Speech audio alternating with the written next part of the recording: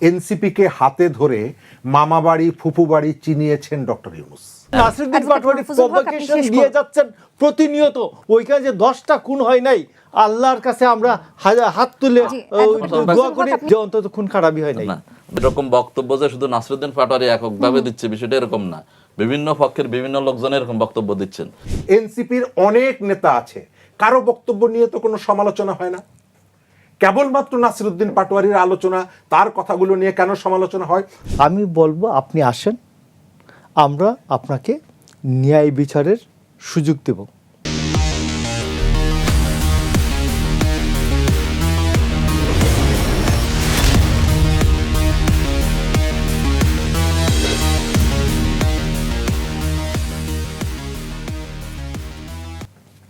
দর্শক, দেখতে দেখতে জুলাই গণ অভ্যুত্থানের 2 বছর পেরিয়ে যাচ্ছে। রাজপথে যারা একসাথে লড়েছিলেন তারা জাতীয় সংসদ ও রাজপথে ভিন্ন রাজনৈতিক ব্যানারে দাঁড়িয়ে আছে।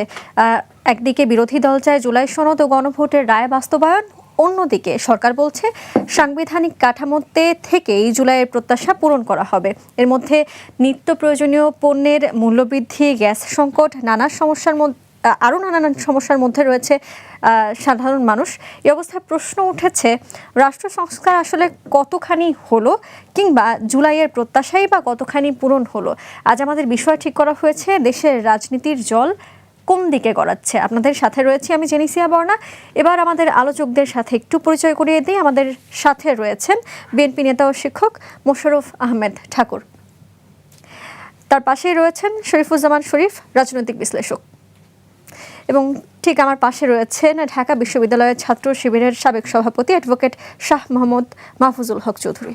আপনাদের তিনজনকেই আজকের কালের সংলাপে স্বাগত জানাচ্ছি। শুরুতে কিছু তথ্য দেই। বাংলাদেশ জনরাষ্ট্র আন্দোলন একটি দলের আত্মপ্রকাশ হয়েছে। অনুষ্ঠানে গণ অধিকার পরিষদের নেতা ও প্রতিমন্ত্রী নুরুল হক নূর, নাগরিক ঐক্যের সভাপতি মাহমুদুর রহমান মান্না এবং বিপ্লবী ওয়ার্কার্স পার্টির সাধারণ সম্পাদক সাইফুল হকের বক্তব্য আমরা দেখেছি। সেখানে সাইফুল হক ও অন্যান্য নেতারা এনসিপির রাজনীতিকে T20 খেলা ও অপরাজনীতি হিসেবে আখ্যা দিয়ে বলেছেন তারা ধৈর্য না ধরে গালিগালাজ ও চট জলদি সাফল্য পাওয়ার রাজনীতি করছে। এবার একটু প্রশ্নে যেতে চাই।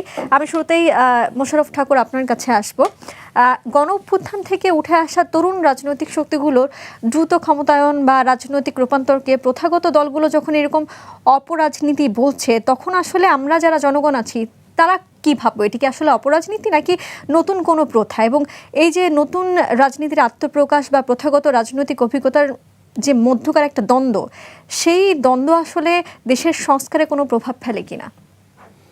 ধন্যবাদ আপনাকে, আপনার দর্শক শ্রোতা, অপর দুই বিজ্ঞ আলোচক, আমার দুই প্রিয়জন মানুষ। দেখুন, রাজনীতি একটা বেসিক্যালি একটা সুপার ফাইন আর্টস। এমনকি বক্তৃতা, রাজনীতিকে বাদ দিয়ে যদি শুধু বলা হয় যে বক্তৃতা এটা একটা সুপার ফাইন আর্টস। আপনি একই সাথে বলেন, আপনার শ্রোতারা কি রিয়াকশন দেয় ওটা দেখেন, আবার প্রয়োজনে পরিবর্তন করেন। এবং এই জিনিসটাকে রাজনীতির নেতার বক্তৃতা, এটাকে এইরকমভাবে যে কলুষিত করা, এটাকে ক্লেধাক্ত করা, এটা আমি দেখছি যে অন্তত কোনো রাজনৈতিক দলই এটা সমর্থন করে না। আমি শুনেছি যে আমাদের জাতীয় নাগরিক পার্টি এনসিপির খুব প্রিয় পাত্র নাসির উদ্দিন পাটোয়ারি, তিনি আমি শুনলাম, আমাকে এনসিপির লোকজনেরাই বলে যে যখন এদের জাতীয় নাগরিক কমিটি হয় তখন কমিটির নেতা হওয়ার কথা ছিল আক্তার। শুধুমাত্র ওই সময়ে ক্ষমতায় অধিষ্ঠিত থাকা, মানে মন্ত্রী থাকা নাহিদ ইসলামের চয়েসের কারণে আক্তার কনভেনার হতে পারে নাই, আক্তারকে সদস্য সচিবে নেমে আসতে হয়েছে এবং নামগোত্র পরিচয়হীন নাসিরুদ্দিন পাটোয়ারি কনভেনার হয়ে যান। এবং এখন যে হবিগঞ্জে যে ঘটনাটা হলো, যে দেশের মানুষকে প্রতিদিন সুরক্ষিত রাখার প্রত্যয় নিয়ে সেফটি কেবলস সহ এলো সেফ সিলিং ফ্যান। হবিগঞ্জে তিনি হবিগঞ্জ থেকে 42 মাইল দূরে একটা উপজেলা আছে নাম আজমেরিগঞ্জ, ওখানে অশ্রাব্য কথাবার্তা বলেছেন। তো ওইখানে মিডিয়া তেমন ছিল না, তাদের মিডিয়া ছিল শুধু। হবিগঞ্জে এসে এটা যখন তিনি আবার ঠিক ওইটাই উচ্চারিত করেছেন, তখন হবিগঞ্জের লোকজন ক্ষিপ্ত হয়েছে এবং একটু ছোটোখাটো দুর্ঘটনা ঘটেছে। তো আপনি দেখবেন পরের দিন নাহিদ ইসলাম তাকে নিয়ে প্রতিবাদ সভা করার জন্য হবিগঞ্জে আবার ছুটে গিয়েছেন কতজনকে নিয়ে। তো এই যে আমরা যখন কোনো অঘটন ঘটতে দেখি, তো এটা ওই দলের সুপ্রিম নেতাদের কিছু আশকারাই হয়। তো নাসিরউদ্দিন পাটোয়ারির যে ঘটনাটা, এটা পুরোটা নাহিদ ইসলামের আশকার আছে এবং অন্যান্য ভাইদের, তার দলের বাইরের অন্যান্যদের আশকারা আছে কিনা, যারা নিজেরা বলতে পারেন না, নিজেদের মনে খায় এসেছে আর কি এরকম বলবো, কিন্তু নিজেরা হয়তো ইয়ার জন্য বলেন না আর কি, শিষ্টাচারের জন্য বলেন না, বয়সের জন্য বলেন না, পজিশনের জন্য বলেন না। তো এইরকম উন্মাদ একটাকে, রাজনৈতিক উন্মাদকে দিয়ে এটা বলতে তারাও একটু বাতাস দেন আর কি, হাওয়া দেন। তো এটা বলা হয়। তো আমার মনে হয় যে এই যে রাজনীতিতে যে এইরকম একটা উপাদান আর কি, যেটা দুর্গন্ধময় একটা উপাদান, এটা খুব বেশি দিন থাকবে না, রাজনীতিতে সুবাতাস বইবে। এবং নাসিরউদ্দিন পাটোয়ারি মতো, যেমন সে ধরুন আমি আপনাকে বলতেছি যে আমরা জাতীয় নাগরিক পার্টির অন্যান্য ছেলেমেয়েরাও তো বক্তৃতা করেন, আর জনগণ তো এদেরকে নিয়ে এইরকম ক্ষিপ্ত হয় না। তো সেই ক্ষেত্রে আমি মনে করি যে যেহেতু অন্যান্যরা এইটার সাথে তাল মিলাচ্ছেন না, এটা খুব অল্প সময়ের মধ্যেই এটা থেমে যাবে। জি, এবং কিন্তু অল্প সময় তো আসলে হয়নি, অনেক সময় হয়েছে, এনসিপি গঠন হয়েছে, অনেক দিন হয়েছে, নির্বাচনের আগে থেকে শুরু করে এই পর্যন্ত তো অনেক সময় হয়েছে। আরেকটা বলছে, রাজনীতির বিকাশের জন্য এইরকম বক্তব্য অবশ্যই প্রতিবন্ধক এবং অন্তরায়। তো সেই ক্ষেত্রে আমি মনে করি রাজনীতি বলেন, আমাদের এখন যে প্রস্তাবিত সংস্কার বলেন, এই সব কিছুকেই এইরকম যে অপরাজনৈতিক বক্তৃতা, এটা বা রাজনীতির সাথে অসঙ্গতিপূর্ণ বক্তৃতা, কালচারের সাথে অসঙ্গতিপূর্ণ বক্তৃতা, এটা বাধাগ্রস্ত করবে। জি, ধন্যবাদ। জনাব শরীফ, আপনার কাছে আসি। বিরোধী দলীয় চিফ হুইপ নাহিদ ইসলাম তিনি বলেছেন, হুঁশিয়ারি দিয়ে বলেছেন, শেখ হাসিনা দেশে ফিরলে তাকে রাজপথের আন্দোলনের মাধ্যমে সরাসরি সর্বোচ্চ শাস্তির মুখোমুখি করা হবে এবং এতে কোনো ছাড় দেওয়া হবে না। এছাড়া আইনমন্ত্রী বলেছেন, শেখ হাসিনা দেশে ফিরলে আইন অনুযায়ী ব্যবস্থা নেওয়া হবে। এখন প্রশ্ন হচ্ছে, এই যে রাজপথে আসলে হুঁশিয়ারি দেওয়া হলো, এই যে রাজপথে হাসিনা বিরোধী আন্দোলনের যেই বিষয়গুলো আমরা দেখতে পাচ্ছি, এটি কি বিচার কাজে কোনো ধরনের প্রভাব ফেলবে কিনা? আমাদের দেশে তো এর আগেও এমন অভিযোগ অনেকবার উঠেছে, বিশেষ করে যদি বলি 2013 সালে গণজাগরণ মঞ্চে যে ফাঁসির দাবি, সেটিও তো উঠেছে। আপনার কি মনে হয় আসলে বিষয়গুলো কোন দিকে যাচ্ছে? ধন্যবাদ আপনাকে, ধন্যবাদ আমার সাথের আলোচক এবং দর্শক শ্রোতাদেরকে। আমি তার আগে এনসিপির কথাটা একটু বলি।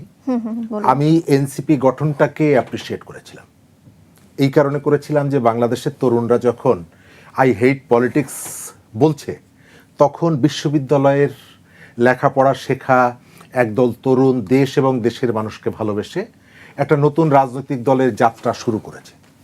এটি এই যে আয়োজনটা বা উদ্যোগটা, এটা আমাদের রাজনীতিতে একটা ইতিবাচক উদাহরণ বা দৃষ্টান্ত তৈরি করতে পারত। কিন্তু শুরুতেই এনসিপিটা চলে যায় আমেরিকা বাংলাদেশে যে বিনিয়োগটা করে, তাদের রাজনৈতিক বিনিয়োগ হয়ে দাঁড়ায় এনসিপি। মার্কিন যুক্তরাষ্ট্রের পলিসির বাংলাদেশে বিনিয়োগ হয়ে দাঁড়ায় এনসিপি। এবং এনসিপি শুধুমাত্র আপনি নাহিদ ইসলামকে দেখেন, আক্তার হোসেনকে দেখেন, এনসিপি মূলত দলটা হচ্ছে ডক্টর মোহাম্মদ ইউনূসের। তিনি পেছনে থেকে এই দলটির উন্মোচন যাত্রা শুরু থেকে পুরো ব্যবস্থাটা তার হাত থেকে, এবং তিনি এদেরকে হাতে ধরে বড় করার চেষ্টা করেছেন। যখন বাংলাদেশ থেকে প্রায় 35টা রাজনৈতিক দল গণ অভ্যুত্থানের পক্ষ থেকে গণ অভ্যুত্থানে অংশ নিয়েছে, এবং এই অভ্যুত্থানের ভেতর থেকে ডক্টর ইউনূস প্রধান উপদেষ্টার দায়িত্ব পাওয়ার পর তিনি যখন আমেরিকা সফরে গেলেন, তিনি মাত্র 3টি দলকে নিয়ে গেলেন। তখন পর্যন্ত 2টো দল নিবন্ধিত আর একটি দল নিবন্ধন পায়নি, সেই দলটি হচ্ছে এনসিপি। তার অর্থ হলো যে এনসিপিকে হাতে ধরে মামাবাড়ি ফুফুবাড়ি চিনিয়েছেন ডক্টর ইউনূস, এক। দ্বিতীয়ত, তাদের আজকের যে স্খলন, এই স্খলনের দায়ও ডক্টর ইউনূসের। কেন? তিনি এমন কতগুলো কাজ করেছেন যে কাজগুলো তার কাছ থেকে হওয়া উচিত ছিল না। দায়িত্ব গ্রহণ করার পর রেল ভবনে 7 জন শিক্ষার্থীকে দেখাশোনার দায়িত্ব তিনি অর্পণ করে তাদেরকে সেখানে বসিয়ে দিয়েছেন, এবং এই তরুণরা তার হঠাৎ করে ক্ষমতা পাওয়ার কারণে তার যে অপপ্রয়োগটা করেছে, সেই অপপ্রয়োগের অনিবার্য ফলটা আপনি এখন দেখতে পাচ্ছেন। এনসিপি গঠন করার পর এনসিপিকে কেন্দ্র করে আপনার মনে থাকার কথা, এখানে আমেরিকান রাষ্ট্রদূত ড্যান মজিনা একবার বলেছিলেন বাংলাদেশে একটা নতুন রাজনৈতিক দল দরকার। এখন পর্যন্ত আপনি দেখতে পাচ্ছেন যে আমেরিকান রাষ্ট্রদূত প্রায় তাদের সাথে বৈঠক করে, তারা যান, এদের মধ্যকার যে আন্তঃসম্পর্কটা বলে দেয় যে এই দলটিকে আমেরিকা চায় এভাবে গড়ে উঠুক। আপনি শেখ হাসিনার যে বিষয়টি বলেছেন, আমি চাই শেখ হাসিনা বাংলাদেশে আসুক। কেন চাই? এই কারণে চাই, তার বিরুদ্ধে হত্যার অভিযোগ আছে, তার ইতিমধ্যেই ফাঁসির দণ্ড হয়েছে, তার সরকারের বিরুদ্ধে নানা রকমের অন্যায় অবিচারের উদাহরণ আছে, তো অভিযোগ আছে, এবং কোথাও কোথাও সত্যতাও আছে। আমি চাই তিনি দেশে এসে আইনের মুখোমুখি হোক।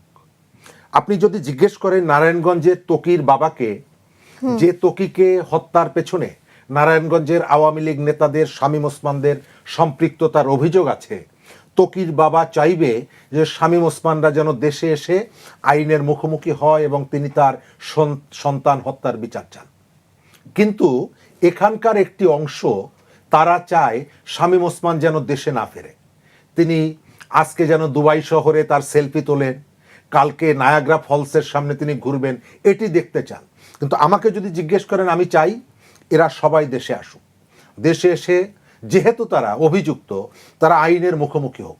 যে পরিবার তার স্বজন হারিয়েছে, তারা প্রত্যেকটা ঘটনার বিচার চায়, কিন্তু বিচারটা এখানে যথাযথভাবে আইন মেনে হবে কিনা এই সংশয় আমার আছে, এবং আইনের যথাযথ প্রয়োগের মধ্য দিয়ে ন্যায় বিচার নিশ্চিত করা নিয়ে আমার সংশয়ও আছে। উদাহরণ আমি আপনাকে দিতে পারবো, পরের বার আমি হয়তো বলবো। আমি শেষ করব এই জায়গাটায়। গতকালকে দেখলাম বিএনপির সিনিয়র যুগ্ম মহাসচিব তিনি বলছেন, আমরা যদি বিভক্ত হই তাহলে শেখ হাসিনা ঢুকে পড়তে পারে। এর ভেতর থেকে, এবং নাহিদ ইসলাম যেটা বলতে চাইছেন, আইনমন্ত্রী যেটা বলতে চাইছেন, যে মানুষটার ফাঁসি হয়েছে, যার বিরুদ্ধে অসংখ্য অভিযোগ আছে, তিনি যে দেশে আসবেন, তিনি কি বলেছেন যে আমাকে 5 স্টার হোটেলে রাখতে হবে, আমাকে আমার অমুক বাড়িতে থাকতে দিতে হবে? নো, সে আইনের মুখোমুখি হবে, এটাই স্বাভাবিক। আপনি বারবার এই কথা মনে করিয়ে দিচ্ছেন, এই কারণে আপনি চান যেন সে না আসে এখানে। আর আপনারা মারিব মৎস্য, খাইব সুখে, নিজেরা। আমি শতবার মনে করি যে শেখ হাসিনার এখানে আসা উচিত, বিচারের মুখোমুখি হওয়া উচিত। আওয়ামী লীগের যে অভিযুক্ত নেতাদের এখানে আসা উচিত, বিচারের মুখোমুখি হওয়া উচিত। কিন্তু এখানকার একটি অংশ চায় এরা যেন এখানে না আসে, ওখানে থাকুক, আমরা এখানে সুখে শান্তিতে বসবাস করিতে থাকিব। বুঝতে পেরেছি, ধন্যবাদ।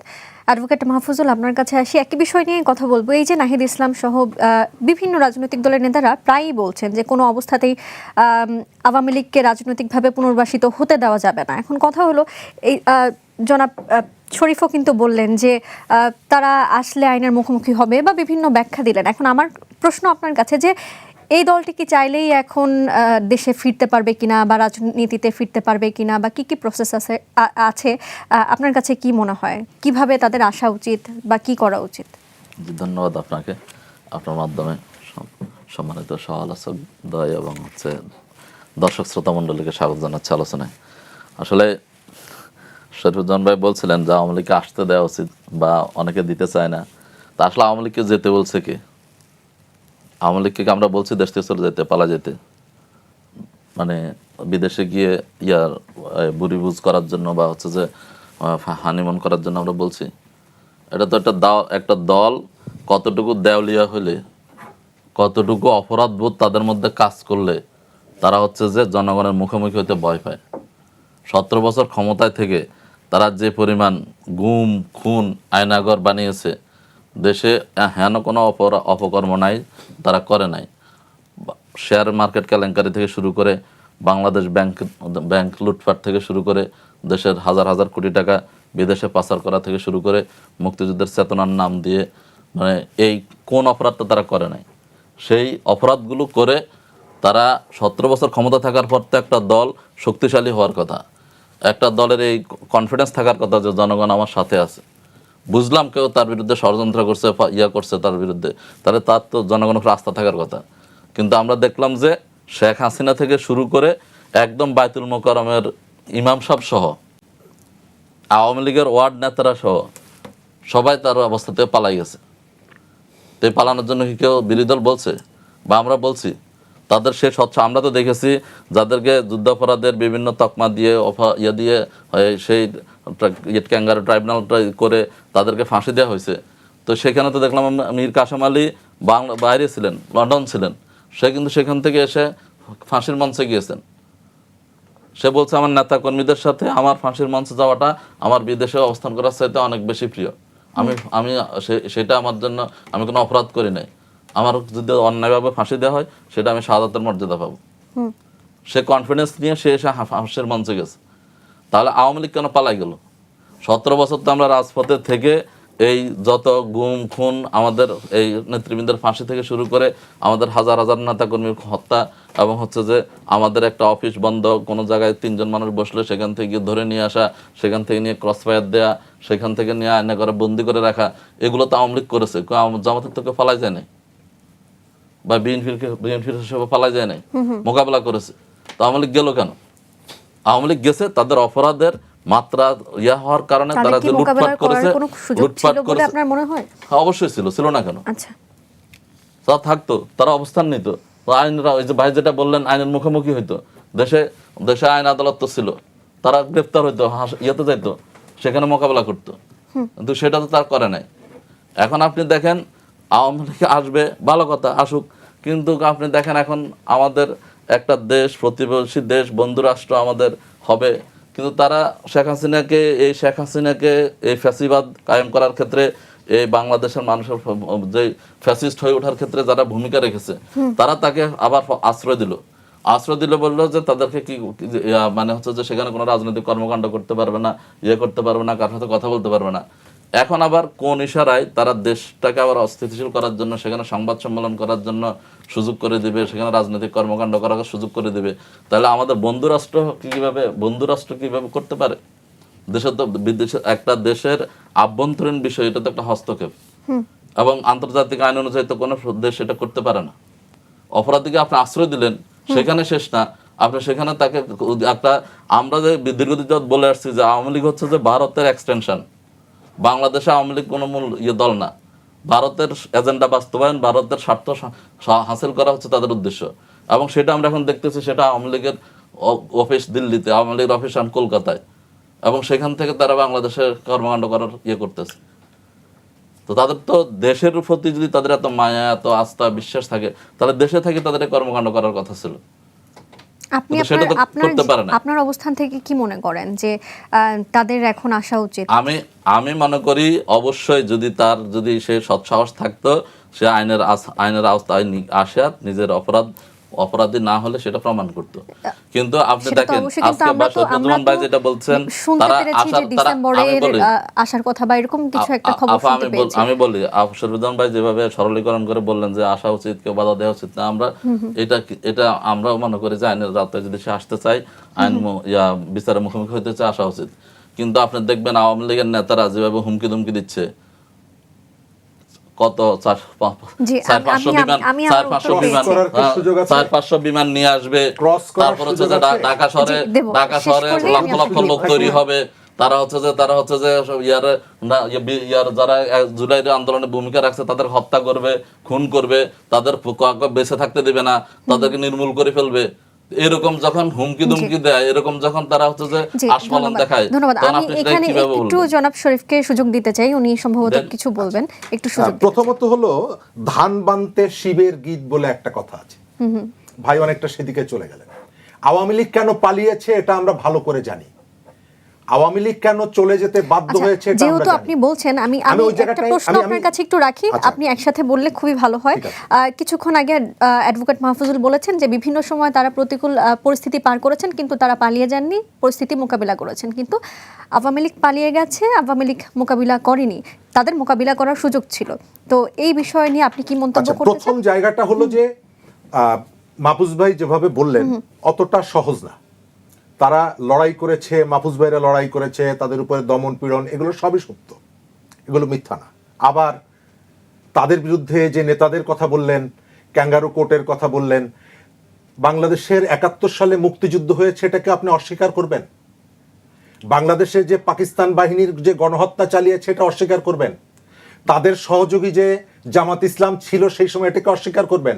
জি, আমি অস্বীকার এবারের যে পার্লামেন্টে এটি আপনি করতেই পারেন, আপনি রাজনৈতিক কারণে না, করতে পারেন, আপনি- কিন্তু আপনি তো বাংলাদেশের সবগুলোকে মুক্তিযুদ্ধের সময়, সরলীকরণ করলে বাংলাদেশের সেটা পাওয়া না। মুক্তিযুদ্ধের সময় যে জামাত ইসলাম গণহত্যার সাথে যুক্ত ছিল, সর্বশেষ মুক্তিযুদ্ধ জামুকার যে আইন পাশ হয়েছে সেখানে সেটা বলা হয়নি।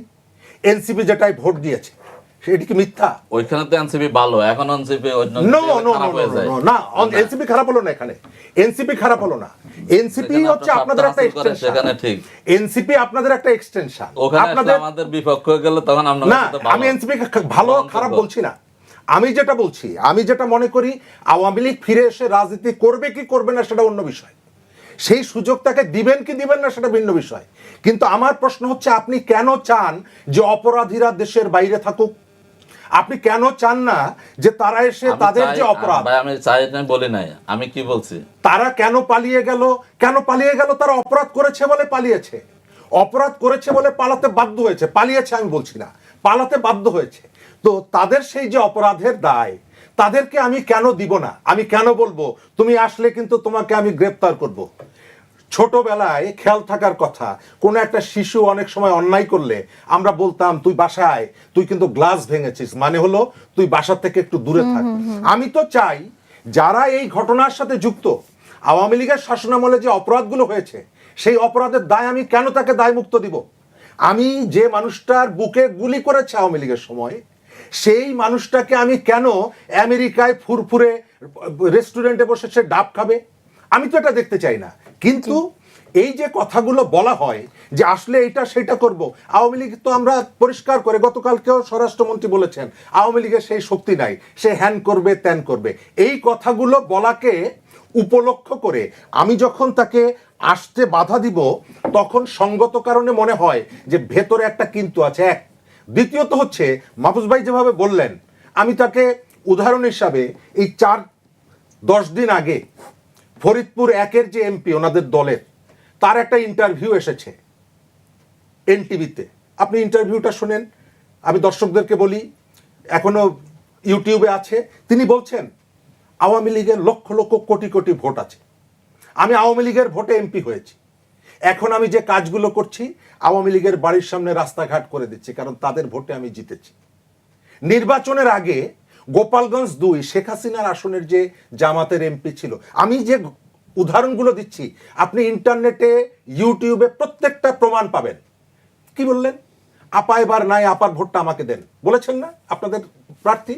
14 গ্রামে তাহের সাহেব বলেছেন না যে এবার মুজিবুল হককে ভোট দিতে পারবেন না কারণ উনি দেশে নাই, মুজিব ভাইয়ের ভোটটা আমাকে দেন, মুজিব ভাই ফেরার পরে দিয়েন। তার মানে হলো আওয়ামী লীগ বাইরে থাকলে সুবিধা না। একটু আমাদের আরেকজন আলোচকের কাছে যাব। হ্যাঁ বলেছে, সেও বলেছে। তার মানে হচ্ছে, তার মানে করে দিলাম তারা নট অনলি দ্যাট, আমি আপনাকে মনে করিয়ে দেই বাংলাদেশে আওয়ামী লীগকে প্রথম ক্ষমা করে দিয়েছি এই কথা আপনাদের আমির বলেছে 24 সালের সেপ্টেম্বর মাসে তেজগাঁতে কর্মী সবাই বলেছে আওয়ামী লীগকে মাফ করে দিয়েছি, এটি অন্য কেউ বলে নাই, প্রথম আপনারা বলেছেন। আরো কিছু বলছে, শুধু অতটুকু বলেন এটা বলেছে, বাকিটুকু বলেন, আরো ভিন্ন মেসেজ দেন। তো আপনি উনি বলছে যারা অপরাধী, যারা অপরাধী তাদেরকে বিরুদ্ধে আইনের আওতায় তারা আপনি কারোর সাথে আলোচনা ছাড়া আপনি কিভাবে আওয়ামী লীগকে মাফ করে দেওয়ার? জি ধন্যবাদ, আমি আমার উত্তর পেয়েছি। এবার আমাদের আরেকজন আলোচকের কাছে যেতে চাই। জনাব মোশাররফ ঠাকুর, একই বিষয় নিয়ে আপনার কাছে যাব। আওয়ামী লীগের বিচার করতে হলে তো তাদেরকে দেশে আসতে দিতে হবে বা তাদের দেশে আসা প্রয়োজন, এই বিষয়ে আপনার মন্তব্য কি? শুনুন, আপনাকে বলি যে একটা সিলেটি প্রবাদ বলি, এই যে ধনু আছে না, তীর ধনুক, জি ধনুক দেখাইয়া তীর না রেখে ধনুক দেখাইয়া কাওয়া উড়াইয়া দেওয়া, মানে কাক বসে আছে, আমি ধনুক ইউজ না করে এটা দেখাইলেই কাক উড়ে যায়। তো এখন আমি মনে করি যে আমাদের সবগুলো, মানে শেখ হাসিনা যদি না যেতেন, তাইলে এখন পার্লামেন্টের যে স্ট্রাকচার যেভাবে দেখেন, স্পিকারের ডানে এবং বামে এরা সবাই হয়তো এক পাশেই বসতেন, তাই না? কি শরীফ ভাই, আপনি তো একমত আছেন আমার সাথে? তো এখন আমি এই জায়গায় আমি আপনাকে বলি যে আমার ভাই তো আছেন জামাত ইসলামের, এই জন্য বলি যে সূরা ৩-এর আয়াত, শেষ আয়াতটা হচ্ছে আলাইসাল্লাহু বিআহকামিল হাকিমিন। আল্লাহ কি সব বিচারকের বিচারক নন? তো আপনি এখানে প্রথম কথা হচ্ছে আপনি ন্যায় বিচার নিশ্চিত করবেন। আপনি দেখেন কাদের মোল্লাকে যে ফাঁসি দেওয়া হলো, তখন তাকে রিভিউর সুযোগ দেওয়া হলো না, পরে অন্যান্য আসামিদেরকে রিভিউর সুযোগ দেওয়া হলো। এটা ন্যায় বিচারের বিচ্যুতি। তো আমি মনে করি যে ধনুক দেখাইয়া কাক উড়িয়ে দেওয়ার যে কৌশলটা, এই কৌশলটার দরকার নাই। যে হাসিনা বাংলাদেশে আসতে চান, একেবারে স্পষ্ট বলতে হবে যে আপনি আসুন, আপনার জন্য যে ন্যায় বিচারের যতগুলো দরজা আছে, আমরা আপনাকে সবগুলো দরজা আপনাকে নক করার সুযোগ দেব। যেমন হাসিনার একটা সুযোগ আছে যে অ্যাফিলিয়েট ডিভিশনে, আপিল বিভাগে তিনি একটা রায় করার, আপিল করার সুযোগ পাবেন, 1। 2, তিনি একটা রিভিউ করার সুযোগ পাবেন। 3, তিনি রাষ্ট্রপতির কাছে ক্ষমা চাওয়ার একটা সুযোগ পাবেন। এই 3টা আমরা দিব। এত কথা বলার তো দরকার নাই। আমি বলবো আপনি আসেন, আমরা আপনাকে ন্যায় বিচারের সুযোগ দেব। পরিষ্কার কথা, ন্যায় বিচারের সুযোগ দেব, এবং বাংলাদেশের মানুষ অবশ্যই বিবেচনা করবে যে তিনি 1400 মানুষের প্রাণহানি ঘটিয়েছেন, 1400 মানুষকে খুন করেছেন, 1400 মানুষকে হত্যা করেছেন, কেউ ভুলবে না। হাজার হাজার মানুষের তিনি অঙ্গহানি ঘটিয়েছেন, হাজার হাজার মানুষকে তিনি পঙ্গু করে দিয়েছেন। এটা কি কেউ কি ভুলে যাবে? আমার ন্যাশনাল মেমোরি থেকে এটা চলে যাবে মনে করছেন? অবশ্যই না। তো এই জন্য আমি আপনাকে বলছি, হাসিনাকে নিয়ে একটা সিম্পল কথা আছে যে আমরা ভারতের কাছে আমরা আবেদন করেছি, আপনি আমাদের এই আসামিটাকে ফেরত পাঠান। কথা তো শেষ এখানে। আমরা একক না থাকলে হাসিনা ঢুকে পড়ুক, আসুক। আমি তো আবেদন করেছি ভাই, আমি আবেদন করি নাই হাসিনা আসার জন্য? তো আমি এত কথা, হাসিনা ঢুকবে কেন? হাসিনাকে তো আমি চাই যে দিল্লি আমার কাছে প্রত্যার্পণ করুক, সমর্পণ করুক। এক্স্যাক্টলি হাসিনা সম্পর্কিত কথা আমি মনে করি শামীম ওসমান, শেখ হাসিনা এবং জল্লাদ গোষ্ঠীর যে সর্দার আসাদুজ্জামান খান কামাল, এর কথাটা ইদানিং কেউ বলে না।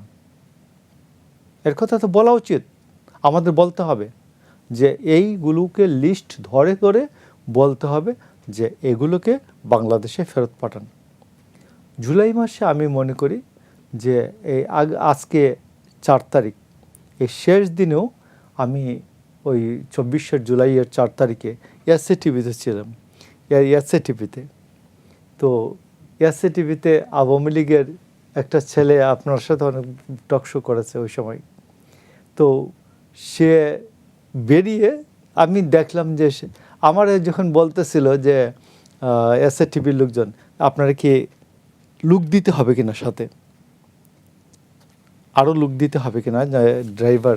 তো আমি আওয়ামী লীগের ওই ছেলেটার যে হন্তদন্ত অবস্থা দেখে আমি বুঝলাম যে না, লুক দিতে হবে না, কারণ আওয়ামী লীগ পালাচ্ছে। তো দেখ, আমি আপনাকে বলি যে পরিষ্কার কথা, আমি আপনার কোয়েশ্চেন থাকলে বলতে পারেন। আমার পরিষ্কার কথা, হাসিনাকে নিয়ে এত কথা বলার দরকার নাই। আমরা হাসিনাকে ফেরত চেয়েছি, আপনার মন্তব্য বুঝতে পেরেছি। হাসিনা কে ফেরত দেয়, ওয়েলকাম। তিনি ন্যায় বিচার আমরা নিশ্চিত করব, জাতীয়ভাবে আন্তর্জাতিকভাবে কি মাহফুজ ভাই, আপনি কি একমত? আমি একমত অবশ্যই। জি, তার মানে বুঝতে তার- পারলাম এই বিষয়ে তাকে আপনারা আমরা তিনজনই ন্যায় একমত। বিচার দিব। জি, এবার তাহলে আমাদের না নতুন কোনো প্রশ্ন কথা নিয়ে- নাই, আমরা ন্যায় বিচার দিব। জি আমি ন্যায় বিচার দিব তাকে। জি, ধন্যবাদ ধন্যবাদ অ্যাডভোকেট মাহফুজুল। আমরা দেখছি নামটা একটু ইয়ে করে বলেন। মাহফুজুল হক। আচ্ছা না আমাদের শরীফ ভাই কি রয়েছে না? আচ্ছা, আমি দুঃখিত, আপনি এটাতে মাইন্ড করবেন, আমি একদম বুঝতে পারিনি। অ্যাডভোকেট মাহফুজুল হক, জনাব মাহফুজুল হক, ওকে।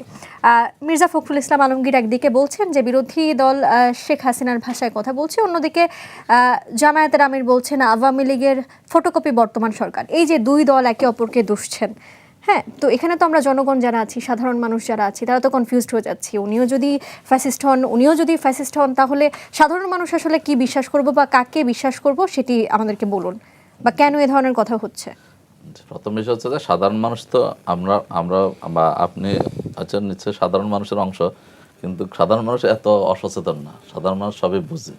আমি একটা বক্তব্য দিলে, শরীফুজ্জামান একটা বক্তব্য দিলে, একটা বক্তব্য দিলে যে সাধারণ মানুষ সবাই আমার বক্তব্য গ্রহণ করবে বা ওনার বক্তব্য গ্রহণ করবে, সাধারণ মানুষ বাজ বিচার করতে পারে কে কে কে সঠিক কিন্তু বলছেন, কে সাধারণ ব্যাঠিক মানুষের বলছেন। প্রতিনিধি হয়েই তো আপনারা এখানে বসেন। কারণ হচ্ছে যে ধরেন এই 17 বছরে তো মিডিয়াগুলো ইয়াগুলো সবই শেখ হাসিনার গুণগান গাইছে, সবই মানে হচ্ছে যে মানে আমাদেরকে জঙ্গি এটা সেটার বিভিন্ন ভাবে বাসায় সেই কথাই তো এখন আমরা যাচ্ছি না। জনগণ তো সেটা রিসিভ করে এখন না, যে প্রশ্ন জনগণ করেছি, তো সেটা রিসিভ করে না। আপনি জনগণের প্রতিনিধি হয়ে বসেছেন, একটি দলের হ্যাঁ, প্রতিনিধি হয়ে বসেছেন, আপনার মন্তব্য জনগণ শুনবে। হ্যাঁ, সেই আমি বিষয়টি নিয়ে কথা বলতে সেটা যাচ্ছি। বলতেছি যে এখন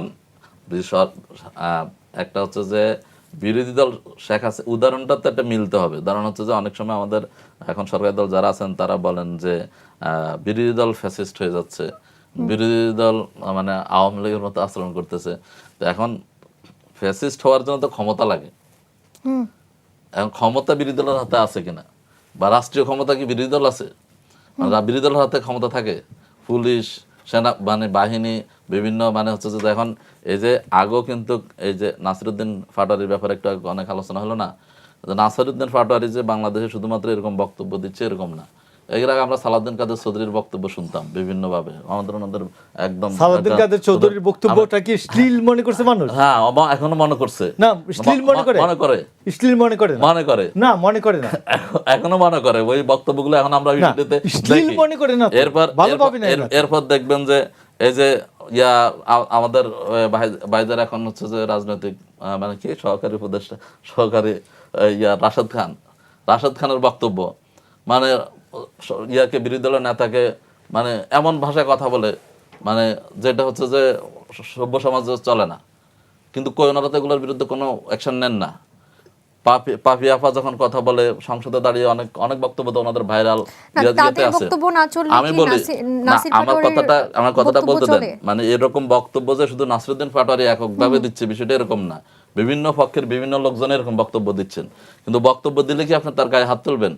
এটা একটা বক্তব্য না, অবশ্যই হবিগঞ্জে তার উপরে ভাইকটাকে যে রেফারেন্স দিলেন যে সে সেখানে গিয়ে বক্তব্য দিছে, তো বক্তব্য দেওয়ার জন্য কি তার গায়ে হাত তোলা, তার গাড়ি ভাঙচুর করা, ভাঙচুর করা আসলে মারধর করা হয়নি, এই ধরনের না, শব্দ চয়নের জন্য রেফারেন্সটা ওইভাবে দেওয়া হয়, মানে ওটাকে বৈধ করার চেষ্টা করা হয় যে উনি বক্তব্য দেন মানে অশালীন বক্তব্য দেন, এজন্য ওরা উত্তেজিত হয়ে যায়, উত্তেজিত হয়ে গিয়ে মানে গায়ে হাত তোলে। এখন ধরেন বিএনপির নেতাদের ইন্টারাপ্ট করতে চাই। জি, মাহফুজ ভাই অ্যাডভোকেট, মাহফুজ অ্যাডভোকেট, আমাদের বয়স অর্ধেক। শুনুন, আপনি 500 দণ্ডবিধির 500 এবং 501 ধারা দুটা তো আপনি নিশ্চয়ই লড়েছেন। তো সেখানে আপনার মানহানির জন্য শাস্তি হলো 2 বছর এবং অর্থদণ্ড। আর কারো গায়ে হাত তোলার জন্য 323, যদি আঘাত গুরুতর মানে গ্রিভিয়াস না হয়, ভেঙে টেঙে না যায়, তাইলে 323, 1 বছর অথবা 10 বছর, 10,000 টাকা জরিমানা। কথাটা শুনেন, আপনি বড় অপরাধ ক্রমাগত করছেন, আর আমার লোকটা একবার ছোট অপরাধ করছে। কোনটা?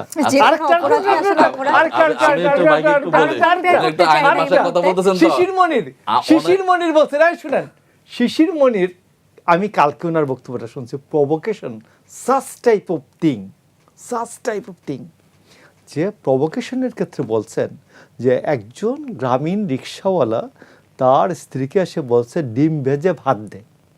সে বলছে তোমার মার কাছে গিয়ে চাও। সে অন্য কাজে ব্যস্ত ছিল। সে শিলপাটার শিল দিয়ে ঢিল দিছে, মাথায় লাগছে, ব্রেন হ্যামারেজ হয়ে মরে গেছে। নিম্ন আদালত তাকে যাবজ্জীবন মৃত্যুদণ্ড দিছে। হাইকোর্টে শিশির মনির এবং খন্দকার মাহবুব হোসেন তারা শুনানি করলেন, বললেন provocation is such type of thing, এটা ম্যান টু ম্যান ভেরি করে, এবং সেই কারণে তার মৃত্যুদণ্ড কমিয়ে তাকে 10 বছর সাজা দিয়ে তিনি ইতিমধ্যে 7 বছর খেটে ফেলছিলেন, তাকে মুক্তি দিয়ে দেওয়া হয়।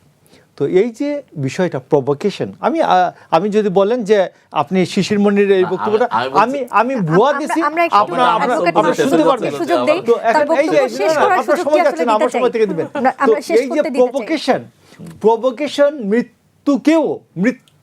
মৃত্যুদণ্ডের অপরাধকেও ইয়ে করে দিতে পারে, জি, খারিজ করে দিতে পারে। ধন্যবাদ, তো বুঝতে এই পেরেছি। জন্য নাসিরুদ্দিন অ্যাডভোকেট পাটোয়ারি মাহফুজুল হক, আপনি প্রভোকেশন শেষ দিয়ে করুন। যাচ্ছেন প্রতিনিয়ত।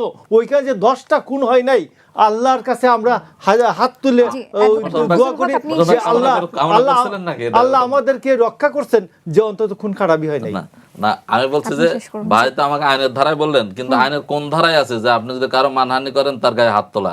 আইন আপনি বিচার করার এই যে শাস্তি 2 বছর হবে না 1 বছর হবে, এই শাস্তি কি আপনি দিবেন না আদালত দিবে? না না, প্রভোকেশন এখন তো আপনি শাস্তি দেওয়ার দায়িত্ব নিয়ে নিচ্ছেন। আপনি যে তাহলে আলোচনায় আপনার আইন ছিলেন, হাতে তোলার যে বিষয় নিয়ে আইন আমি হাতে আপনাকে তুলে প্রশ্ন নেওয়ার করেছিলাম, অধিকার তো আপনাকে দেয় নাই। সেই আলোচনায় এরকম যেতে চাই। প্রভোকেশন ধরেন আওয়ামী লীগ ক্ষমতায় থাকার সময় বিরোধী দলীয় নেতার গাড়িতে হামলা হয়েছে, বা হচ্ছে যে জিয়াউর রহমানকে অনেক গালি দেওয়া হয়েছে, তারেক রহমানকে গালি দেওয়া হয়েছে, তখন তো ক্ষমতা ছিল না, তখন প্রভোকেশনও ছিল না। এখন যখন ক্ষমতায় এমন আছে example প্রভোকেশনটা দিতে এখন থাকলে তৈরি আসলে হচ্ছে। একের পর এক হ্যাঁ, example এখন উঠেই আসবে। আমি আমার বলি, প্রশ্নের উত্তর এজন্য জানতে চাচ্ছি। আমি ওই দিনও আপনার এখানে বসে বলছিলাম যে আমরা যারা রাজনীতিবিদ আছি, নাসিরুদ্দিন পাটোয়ারি বা যারা কথা বলেন, রাশেদ খান বা তারেক, যারা কথা বলেন, তাদের ভাষা, রাজনীতির যে ভাষা শিষ্টাচার, সেগুলো মেনটেন করা উচিত, শালীন ভাষা ব্যবহার করা উচিত। এরকম করা উচিত না যেটা হচ্ছে যে অন্যদেরকে মানে অশালীনতা বা ইয়ার দিকে উৎসাহিত করে। রাজনীতিবিদদের ব্যাপারে খারাপ ধারণা তৈরি হয় মানুষের মধ্যে। আমরা এখানে টকশো করার পরে অনেক লোক আমাদেরকে যাই বলে যে আপনি অমুকের সাথে কেন বসছেন, অমুকের সাথে কেন আপনারা টকশো করেন, কেন যান এদের সাথে? তো এগুলো কেন মানুষ দর্শকরা কেন এরকম প্রতিক্রিয়া দেখায়?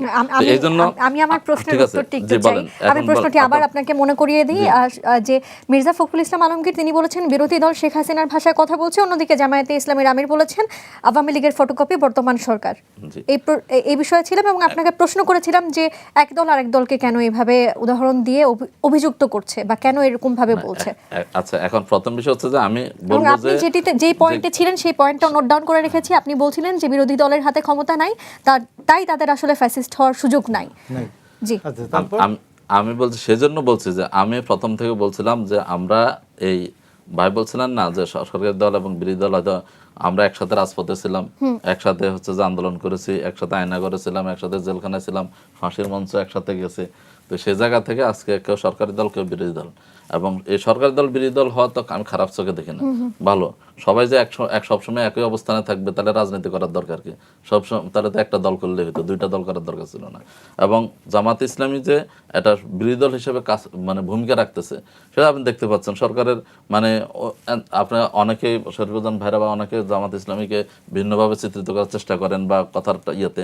জামাত ইসলামী শুরু থেকে দেখবেন যে চাইলে তো সরকারের অনেক সুযোগ সুবিধা নিতে পারতো, জামাত ইসলামী সে জায়গায় যায় নাই। ডেপুটি স্পিকার দিতে চাইছে, জামাত ইসলামী নেয় নাই। জামাত ইসলামী সরকারের সমালোচনা করছে।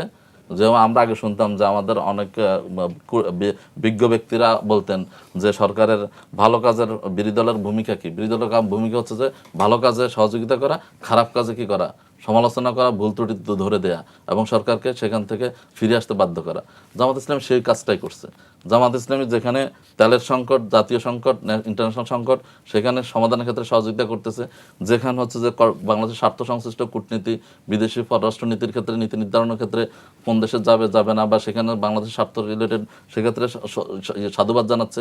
আবার যেখানে 69% মানুষের গণভোট, গণরায়, আপনি 1-2টা ভোট নিলেন, প্রচারণা করলেন, একটাতে আপনি ক্ষমতায় আসলেন, জি, ছোট প্রধানমন্ত্রী করে হলেন, জানবো। আরেকটাতে আপনি হচ্ছে যে আপনার স্বার্থের সাথে বিরুদ্ধে বিদায় আপনি সেটাকে নাকচ করে দিবেন, আপনি সেটার সাথে মানুষের সাথে প্রতারণা করবেন, মানুষের গণরায়কে আপনি অবজ্ঞা করবেন, সে জায়গাতে জামাত ইসলামী বিরোধী দল হিসেবে ছাড় দিতে পারে না। জামাত ইসলামী সে জায়গাটাই বলছে যে আজকের এই পর্যায়ে আসতো না যদি হচ্ছে সরকারি দল ওই নির্বাচনের আগে যে অবস্থানে ছিল গণভোটের পক্ষে প্রচারণা চালিয়েছে এবং এই সবাই মিলে আলোচনা করে এইগুলো ঠিক করেছে, এখন নির্বাচনের পরে ক্ষমতায় আসে যদি ইউটার্ন না জি, করতেন বুঝতে পেরেছি। তার তাহলে মানে কিন্তু আপনি তাহলে আপনার এই জায়গাটা কথায় এই যেটি জায়গা বুঝতে আসতো না। পারলাম, জি, এখন তারা যখন এই জায়গাটা করবেন এবং আজকে দেখেন এই সরকারি দল অনেক ভালো ভালো কথা বলেন, কিন্তু ঠিক আছে আজকে দেখেন সব জায়গায় যেভাবে দলীয় লোকদেরকে যারা হচ্ছে যে পরাজিত জি, এই নির্বাচন বিষয় হারছে নিয়ে একটু পরে তাদেরকে কথা আজকে বলবো। সব জায়গায় যে যে ইয়ে দেয়া হচ্ছে, জি, এই বিষয় নিয়ে পরে কথা দেশের বলবো। টাকা তাদেরকে বেতন হিসেবে দেয়া হচ্ছে, সম্মানে দেয়া হচ্ছে। একদিকে আমরা দেখতেছি আমাদের তারেক রহমান খুব সিম্পল লাইফ লিড করতেছেন, কি বলেছে এইসব বিষয়গুলো আমার কাছে আছে, এইসব বিষয় নিয়ে কথা বলবো। তবে আপনার আলোচনা থেকে অ্যাডভোকেট খরচ মাহফুজুল কমাই হক, দিচ্ছেন, আমরা একটু প্রোটেকশন কমাই দিচ্ছেন, খরচ কমাই না না দিচ্ছেন, প্রোডাকশন কমাবে কেন? কমাইছেন অনেক ক্ষেত্রে। ওই যে বললাম না কার কার প্রোটেকশন কমাই আমাকে দিচ্ছেন। একটু বলার সুযোগ দিতে জি। হবে যে আমি যেটি protection, ফাইন্ড আউট protection। করলাম আপনার উত্তর থেকে আমি যেটি ফাইন্ড আউট করলাম যে আপনি যেটি বলতে চেয়েছেন যে বিরোধী দলের হাতে ক্ষমতা নেই, তাই তাদের আওয়ামী লীগের মতো হবার কোনো সুযোগ নেই, সরকারি দলের হাতে ক্ষমতা আছে, তারা এটার যেমন ব্যবহারই হোক সেরকম ব্যবহার করে তারা এই ধরনের হয়ে উঠছেন বা আওয়ামী লীগের মতো হয়ে তারা উঠছেন। শেখ হাসিনার পরিবর্তন হয়েছে, তারেক রহমান আসছে, কিন্তু রাষ্ট্রীয় যে কাঠামো জি, যে বুঝতে পেরেছি। সংস্কারগুলো হওয়া দরকার সেগুলো না হলে আবার পেশিবাদী জি, হওয়ার জি, জি। ক্ষেত্রে তাদের সেই পথটা খোলা আছে এবং হওয়ার আশঙ্কা আছে। জনাব শরীফ, আপনার কাছে আসি। আপনি তো প্রশ্ন শুনেছিলেন, আমি যে প্রশ্ন করেছি প্রশ্নের উত্তরও কিন্তু আমি মাত্র ব্যাখ্যা করলাম। আমাদের অ্যাডভোকেট মাহফুজুল হক তিনি বললেন যে বিরোধী দলের হাতে ক্ষমতা নাই, তাই আওয়ামী লীগ হওয়ার কোনো সুযোগ নেই, এবং তিনি স্পষ্ট করেছেন যে সরকারি দল কেন আসলে আওয়ামী লীগের মতো হতে পারে। আমার কনফিউশন ছিল, সেটা কিছুটা ব্যাখ্যা করার চেষ্টা করেছেন, কনফিউশন দূর করার চেষ্টা করেছেন অ্যাডভোকেট মাহফুজুল হক। আপনার কাছে জানতে চাই যে আপনার যদি কোনো কনফিউশন থেকে থাকে সেটি উত্তরে দূর হয়েছে কিনা। না, ধন্যবাদ। প্রথমত আসলে ফ্যাসিস্ট আকাশ থেকেও পড়ে না, মাটি ফুঁড়েও বের হয় না, সে তার আচরণের ভেতর থেকে তৈরি হয়। আপনি মানুষকে রেসপেক্ট করছেন কিনা, শুধুমাত্র কারো মাথার উপরে বাড়ি দিলেই যে আপনি ফ্যাসিস্ট হয়ে যাবেন আপনার এটি সঠিক না। আপনি আপনার কথার ভেতর থেকেও ফ্যাসিস্ট টাইপের আচরণটা করতে পারেন। আমরা শেখ হাসিনার সময় দেখতাম বিদ্যুৎ নিয়ে কথা বললে বলা হতো প্রয়োজনে বিদ্যুৎ বন্ধ করে দেব, প্রবণতাটা ছিল যেন ফ্রিতে তিনি আমাদেরকে বিদ্যুৎ দিচ্ছেন। গতকালকে আপনি দেখলেন যে বিদ্যুতের এই অতিরিক্ত বিল নিয়ে যখন কথা হচ্ছে তখন বিদ্যুৎ বিভাগ থেকে প্রেস নোট দিয়ে বলা হচ্ছে এটা নিয়ে কথা বললে আমরা অ্যাকশন নেব। আমি শাসকের পরিবর্তন দেখলাম, মেন্টালিটির পরিবর্তন দেখছি না। বিএনপি আজ থেকে 2 বছর আগে হবিগঞ্জ শহরে যারা পালিয়ে বেড়াতো এখন তাদের হাতে আমি লাঠি দেখছি, তারা প্রতিপক্ষকে পেটাচ্ছে। আবার যে ছাত্রনেতারা 1 বছর আগে পুলিশের হেলিকপ্টার চড়ে ঘুরে বেড়াতেন তারা এখন পুলিশ বেষ্টনীর মধ্যে সার্জিসদেরকে আমরা বসে থাকতে দেখছি। যে আচরণের কথা বলছেন, ভাষার কথা বলছেন, এই ভাষা মাহফুজ ভাই একটু আগে বললেন আমতারেক, একটা তার নাম তিনি যাকে মিন করেছেন সম্ভবত তার নাম তারেক রহমান। কেন আমতারেক বলছেন? জুলাইয়ের অভ্যুত্থানে তারেকের অনেক কন্ট্রিবিউশন আছে। না, এখন অথচ কেন বলছেন? ওনাকে কিন্তু একটু আগে আমি অ্যাডভোকেট মাহফুজুল বলেছিলেন উনি কিন্তু রাগান্বিত হয়েছিলেন। আমি ওটাও আনতাম, কারণ হচ্ছে যে এই তারেক এখন আপনার পক্ষে নাই, আপনার পক্ষে নাই, আপনার হাতে লাঠি ব্যবহার করতে পারছেন না, কিন্তু আপনি তাকে আমতারেক বলছেন। অর্থাৎ এই সুযোগে তাকে একটু ডলা দিলাম। মেন্টালিটির জায়গাটা দেখেন। আন্দালিব রহমান পার্থ সারা জীবন এন্টি আওয়ামী লীগ রাজনীতি করেছে, আওয়ামী লীগের বিরোধী রাজনীতি করেছে, কিন্তু পার্লামেন্টে যখন জামাতের সমালোচনা করছেন সঙ্গে সঙ্গে বলছে শেখ হাসিনার ভাগ্নি কি যেন তার বোনের ছেলে, তো তার মধ্যে ফ্যাসিবাদটা আছে, ভাগনা। কিন্তু ভাগনা। আন্দালিব পার্থ জীবনে আওয়ামী লীগের পলিটিক্স করেনি, এন্টি আওয়ামী লীগ পলিটিক্স করেছে, কিন্তু তার কথার মধ্যে দিয়ে যখন জামাতের সমালোচনাটা হচ্ছে সঙ্গে সঙ্গে বলছেন যে শেখ হাসিনার আত্মীয়, সেই কারণে। কিন্তু শেখ হাসিনার সরকারের সময় যিনি রাষ্ট্রপতি ছিলেন আব্দুল হামিদ, তার আপন শ্যালক যে জামাত ইসলামের দল করেন এবং অনেক বছর ধরে করেন, তিনি যে নির্বাচনে মনোনয়ন পেয়ে জামাত থেকে এমপি প্রার্থী হচ্ছেন, তার নাম টানছেন না কেন? তিনি তার সাথে আছেন। অর্থাৎ বিএনপি ক্ষমতায় যাওয়ার পর আপনি 15 বছরের বিএনপিকে আমি খুঁজে পাচ্ছি না। তার হাতে রড উঠেছে, তার হাতে লাঠি উঠেছে, সে ভিন্ন মত দেখলেই তাকে পেটাচ্ছে। কথা বলার কারণে আপনি কাউকে পেটাতে পারেন না। একই সাথে নাসিরুদ্দিন পাটোয়ারির মতো আপনি যাকে তাকে যেখানে সেখানে, এনসিপির অনেক নেতা আছে, কারো বক্তব্য নিয়ে তো কোনো সমালোচনা হয় না। কেবলমাত্র নাসিরুদ্দিন পাটোয়ারির আলোচনা, তার কথাগুলো নিয়ে কেন সমালোচনা হয়? সম্ভবত আপনাকে আরেকটু বলি, কথা বলার কারণে কিন্তু শেখ হাসিনাকে দেশ ছেড়ে চলে যেতে হয়েছে। কথা বলার কারণে পেটানো যাবে না। আমি একটা পয়েন্টে আসছি। আপনি যদি নাসিরুদ্দিন পাটোয়ারির পেটানোটাকে অনৈতিক মনে করেন, তাহলে শান্তা ফারজানাকে পেটানোটাকে কেন আপনার অনৈতিক মনে হয় না? আপনি কথা বলার জন্য তাকে পেটাতে পারেন, আপনি প্রশ্ন তোলার জন্য পেটাতে পারেন। আওয়ামী লীগ মুক্তিযুদ্ধকে ধর্ম বানিয়েছিল, এটা নিয়ে কোনো কথা বললে আপনাকে জেলে পুরব। আজকে আপনারা জুলাইটাকে ধর্ম বানিয়েছেন, জুলাই নিয়ে কোনো কথা বলা যাবে না, কোনো প্রশ্ন তোলা যাবে না। সবাইকে কায় মনে ইয়েস বলে নিতে হবে। আমার কাছে তো অনেক জায়গায় আমি প্রশ্ন করব, আমি ক্ষমতাকে প্রশ্ন করব, আমি অপোজিশনকে প্রশ্ন করব। বিরোধী দল বলছে যে আমাদের সমালোচনা করবেন না, আমি বিএনপির সমালোচনা করব।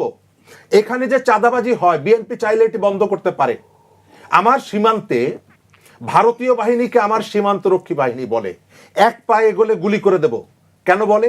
এই সাহসটা সে পেয়েছে এই কারণে, সে জানে এতদিন ভারতীয় সীমান্তরক্ষী বাহিনীর যে চোখ রাঙানি ভয় পেয়েছে, এখন সে ভয় পায় না। তার সাহস, সে মনে করে তার বিরুদ্ধে কোনো ব্যবস্থা নেওয়া হবে না। তাহলে আমার এই ঢাকা শহরে চাঁদাবাজরা যে চাঁদাবাজি করে, এটি বিএনপি বন্ধ করতে পারে না কেন? পুলিশ কেন পারে না? কারণ পুলিশকে আপনি বলেননি চাঁদাবাজি বন্ধ করার জন্য, কারণ এই চাঁদাবাজির সাথে সরকারি দলের লোকজন জড়িত, পুলিশের ওই সাহসটা নাই।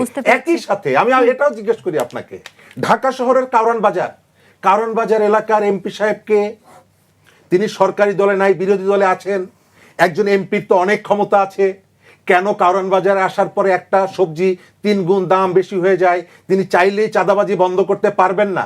গাবতলী পরিবহন যে সেক্টরটা, সেখানকার এমপি তো বিরোধী দলের এমপি, আমি তার রোল তো দেখি না।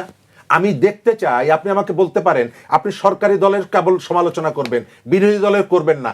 নো, আমার একজন এমপি যে সুবিধাগুলো পান, সেই সুবিধাগুলো সরকারি দলের এমপি, বিরোধী দলের এমপি যে সুবিধা পান, আমার ট্যাক্সের টাকায় সুবিধা পান। সুতরাং আমি সরকারি দলের ব্যর্থতা যদি 80 ভাগ বলি, বাকি 20 ভাগ আমি জিজ্ঞেস করব বিরোধী দলের কাছে, আমার এই এমপিরা কি ভূমিকা রাখেন? স্বরাষ্ট্রমন্ত্রী ব্যর্থ, চাঁদাবাজি ঠেকাতে ব্যর্থ, কিন্তু কারওয়ান বাজার অঞ্চলের যে এমপি, মহাখালী অঞ্চলের যে এমপি, সায়দাবাদ অঞ্চলের যে এমপি, তিনি কত টাকা ভূমিকা রাখছেন এখানে? আমি তো তাকে রাস্তায় দেখতে চাই, কিন্তু সেটি কি হচ্ছে? তার অর্থ হচ্ছে কোথাও কোথাও আপনার ইউনিটে তো আমি দেখি, আপনি বার কাউন্সিল যখন নির্বাচনের প্রসঙ্গ আসে, তখন সরকারি দল এবং বিরোধী দলের এমপিরা, অ্যাডভোকেট সাহেবরা আসন ভাগাভাগি করে নিয়ে যান, তখন তো আপনাদের মধ্যে কোনো বিরোধ আমি দেখি না। আমেরিকান অ্যাম্বাসেডর যখন আপনাদেরকে ডাকে জাতীয় সংসদ ভবনের সামনে, তখন তো আপনাদের মধ্যে কোনো আমি বিরোধ দেখি না। আপনাদের বিরোধটা হচ্ছে, যে বিরোধটা আপনি দেখতে পাচ্ছেন, এটা মূলত কে কতটুকু পাওয়ার এক্সারসাইজ করতে পারছে সেটিকে নিয়ে। পাবলিক ইন্টারেস্টের কোনো বিরোধ আপনি দেখবেন না। আমেরিকার সাথে 50 বছরের চুক্তি নিয়ে কোনো বিরোধ আপনি দেখবেন না। হ্যাঁ, বলে গুলিস্তানে দাঁড়িয়ে বলে, ওই সোহরাওয়ার্দী উদ্যানে দাঁড়িয়ে বলে, কেন? এটি তো পার্লামেন্টে বলেন না কেন? আপনি বিরোধী দল কেন নোটিশ দিয়ে বলে না যে আমেরিকার সাথে এই যে 30 বছরের চুক্তি আমাদের অর্থনীতি, আমাদের রাজনীতি, আমাদের বহু কিছুতে একটা বিপর্যয় তৈরি করবে? সেই সুযোগটা তো আছে। তার অর্থ হলো, এই যে বিরোধটা দেখছেন, এই যে ঝগড়াঝাটিটা দেখছেন, বেসিক যে ইস্যুগুলোকে, সেগুলোকে আড়াল করার বাইরে আর কোনো কারণ নাই। এগুলোকে আড়াল করাই হচ্ছে এগুলোর উদ্দেশ্য। জি, ধন্যবাদ। জনাব মোশাররফ ঠাকুর, আপনার কাছে আসি। এই যে এখন 6 মাসও হয়নি নতুন সরকার দায়িত্ব নিয়ে, 6 মাস হয়েছে, তো এখনই আসলে সরকার হুমকি পাচ্ছে নানান ধরনের, আরেকটি গণ অভ্যুত্থানের হুমকি পাচ্ছে এবং বলা হচ্ছে যে চেয়ারে থাকতে দেওয়া হবে না, নানান সময় বলা হচ্ছে। তো সরকারের আসলে এখনই কি এ ধরনের হুমকির মুখোমুখি হবার কথা ছিল, বা এমন বিষয়গুলোর সম্মুখীন হবার কথা ছিল? এখন আমাদের শরীফ ভাইয়ের মতো কথা হলো যে, শরীফ ভাইয়ের মতে এইরকম হুমকি যদি অন্যায্য হয়, তাহলে তাদের বিরুদ্ধে ঝাঁপিয়ে পড়া, সরকার ঝাঁপিয়ে পড়তে চায় না। তো এখন তারা এই ন্যায্য হুমকিটা দিচ্ছে না অন্যায্য হুমকি দিচ্ছে, এটা জনগণ বিচার করবে। আমি মনে করি যে হ্যাঁ, শরীফ ভাইয়ের এই বক্তব্যটাতে আমি একমত যে প্রভোকেশনে সাড়া না দেওয়া, প্রভোকেশন যতই হোক সরকারি দল সেই প্রভোকেশনে প্রভোকেটেড না হওয়া। তবে আমি আপনাকে বলি যে এই যে প্রভোকেশনের অংশটা, আমি একটু জায়গায় একটু পেছনে যাচ্ছি, যে এইটা এই গভর্নমেন্টের একটা শব্দ আছে পলিটিক্সে এবং প্রশাসনে, অ্যাজেন্ট প্রভোকেটিয়ার। যেমন একটি শান্ত সমাবেশ আছে, পুলিশের উপর 5টা ডিল দিয়ে দিল, হি ইজ অ্যাজেন্ট প্রভোকেটিয়ার। পুলিশ এসে এই শান্তিপূর্ণ মিছিলটাকে লাঠিপেটা করে ভেঙে দিল, অ্যাজেন্ট প্রভোকেটিয়ার। তো এখন নাসিরুদ্দিন পাটোয়ারি এই যে এনসিপির রাজনীতিকে ধ্বংস করার জন্য এটা এজেন্ট প্রভোকেটিয়ার কিনা, কেউ তাকে এই এজেন্ট হিসাবে নিয়োগ দিয়েছে কিনা, যে এইটা হলো একটা বিষয়। তো এখন আসুন, আপনার যে বক্তব্যটা ছিল আবার বলুন একটু আপনার। জি, বলছি সরকারি দল এবং বিরোধী দলের মধ্যে এই যে অভিযোগ, এখন যে হুমকির শিকার হতে আমি হচ্ছে আপনাকে সরকারি বলি যে দলকে, এটি কেন? এইগুলা যদি পার্লামেন্টে তো আর বলছেন না এইগুলো, ইয়াতে আচ্ছা, তাহলে আরেকটি প্রশ্ন রাখি। গুলিস্তানে, আমি বলতেছি গুলিস্তানে দাঁড়াইলে আমরাও এই এরশাদকে বঙ্গোপসাগরে ফেলে দিব, আমরা বলতাম যে এরশাদ তোমাকে বঙ্গোপসাগরে আমরা। তার মানে কি এটাকে আপনি রাজনৈতিক বক্তব্য বলবেন? কয়েকদিন না, ধরে এটা এই উত্তরটি আসলে রাজনৈতিক সবার বক্তব্য কাছেই না। পাচ্ছি যে এটা এটি রাজনৈতিক বক্তব্য। এটা হচ্ছে পলিটিক্যাল রেটরিক, কথার কথা, এবং ওই সময় আপনি ভিন্ন কিছু বললেন। স্থান কাল কথার কথা। পাত্রভেদে কর্মীদেরকে উত্তেজিত করা, উদ্দীপ্ত করা, এইগুলো কথা থাকে। এবং আমি মনে করি যে সরকারি দল বিরোধী দলের যে সম্পর্কটা, আপনি দেখবেন যে বাজেট বক্তৃতার যে সমাপনী বক্তৃতা করেন প্রধানমন্ত্রী বা সংসদ নেতা, তিনি আমি 50 বছরে দেখি নাই কোনোদিন যে এই সরকারি দলের নেতা বা প্রধানমন্ত্রী বক্তৃতা করছেন, ওই দিক থেকে লিডার অফ দি অপোজিশন, বিরোধী দলীয় নেতা, তিনি টেবিল চাপড়ে সমর্থন করছেন। তো এটাও তো হয়েছে। তো এই জন্য আমি মনে করি যে এইসব ছোটোখাটো কথা এগুলি সরকারি দলের সহ্য করা উচিত। তো এখন শুনুন, একটা কথা বলি, আমার অনেক দিন ধরে এটা লোভ সংবরণ করতে পারছি না। সবাই বলেন যে মীর কাসেম আলী ফাঁসি হবে জেনে দেশে আসছিলেন না, উনি আসছিলেন একবার ওই সময়ে আমরা 20 দল আমরা রাজনীতি করি তো একসাথে। তো কেন আসলেন? তো এই সময় কথা ছিল যে আমাদের শেখ হাসিনার পুত্র জয়, তার সাথে কথাবার্তা হয়েছে, অন্তত তাকে ফাঁসি দেবে না। তো এইটার কারণে তিনি দেশে চলে আসছিলেন। আর না হলে আমি বলতাম, আমি এখনও বলবো যে মীর কাসেম আলী একজন ভালো উদ্যোক্তা। মীর কাসেম আলী থাকলে এতদিনে দিগন্ত টেলিভিশনটা চালু হতো। মীর কাসেম আলী থাকলে আরও অনেকগুলি জনবান্ধব অনেকগুলি প্রকল্প হতে পারত। মীর কাসেম আলীর জন্য, অর্থনৈতিক বিকাশের জন্য মীর কাসেম আলীর মতো একজন উদ্যোক্তা আমাদের দরকার ছিল।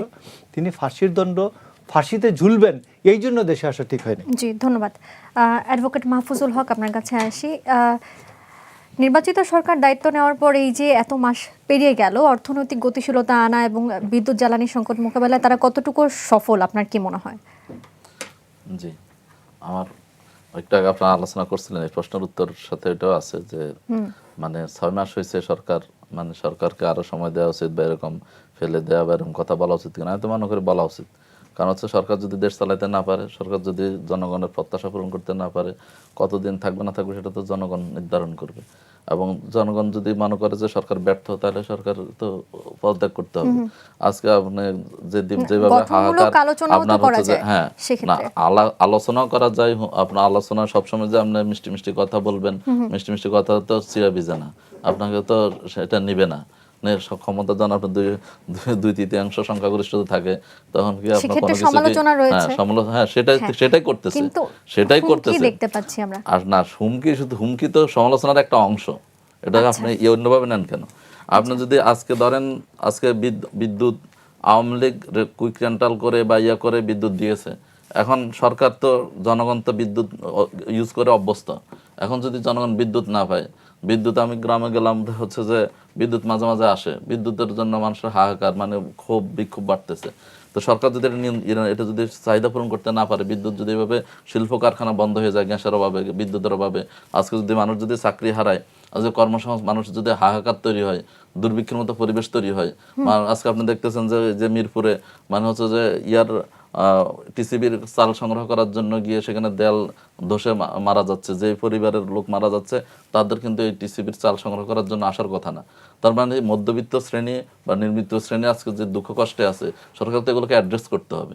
আজকে হচ্ছে যে আপনি সরকার ঋণ গ্রহণ করতেছে, মানে দেদারছে, বা জনগণ তখন হচ্ছে যদি ব্যাংক থেকে যে এই পরিমাণ ঋণ যদি সরকার নিয়ে নেয়, তাহলে হচ্ছে যে বেসরকারি খাতে ঋণ কোথেকে পাবে? তখন তো হচ্ছে যে আপনার কোনো ধরনের বিনিয়োগ হবে না এবং সেখানে কর্মসংস্থান তৈরি হবে না। দেশে আজকে মানে হচ্ছে যে আপনার দ্রব্যমূল্যের দাম আজকে বেড়ে যাচ্ছে। ওনারা খুব বলতেন যে দ্রব্যমূল্য বাড়ে নাই, এখন আপনার বাজারে গিয়ে দেখেন কাঁচামালের দাম মানে প্রত্যেকটা 100 টাকার নিচে কোনো সবজি পাওয়া যাচ্ছে না। তো এগুলো তো মানুষকে যখন মানে মানুষের মধ্যে যখন একটা ক্ষোভ তৈরি করবে, বিক্ষুব্ধ হবে মানুষ, তখন তো মানুষ মানে স্বাভাবিক কারণে সরকারের প্রতি অনাস্থা প্রদর্শন করবে এবং সেখানে বিরোধী দলকে অবশ্যই ভূমিকা রাখতে হবে, আরও কঠোর ভূমিকা পালন করতে হবে। এবং আপনাদের দেখবেন যে 2-1 দিনের মধ্যে বিরোধী দল সে ভূমিকা পালন করতেছে, বিদ্যুৎ মন্ত্রণালয় ঘেরাও হবে, প্রয়োজন ঘেরাও হবে। তো যাইতে হবে, জনগণের দাবি পূরণ করতে না পারলে বিরোধী দল ব্যর্থ হবে। সেই জায়গায় বিরোধী দলকে ভূমিকা পালন করতে হবে, বিরোধী দল সেই জায়গায় যাবে, পালন করবে। আর আমাদের এই শরীফুজ্জামান ভাই খুব মানে আমেরিকার কথা বলেন না, আর বাইরে আবার রাশিয়া চীনের কথা বলেন না। ওনাদের ওই জায়গায় নেক্সাস আছে বা ওগুলো ওনাদের অনেক কিছু মেনটেন করেন, তো সবগুলোর কথাই বলা উচিত। এবং উনি একটু আগে 71-এর জন্য জামাতকে দার্শনিক খুব দিয়েছেন।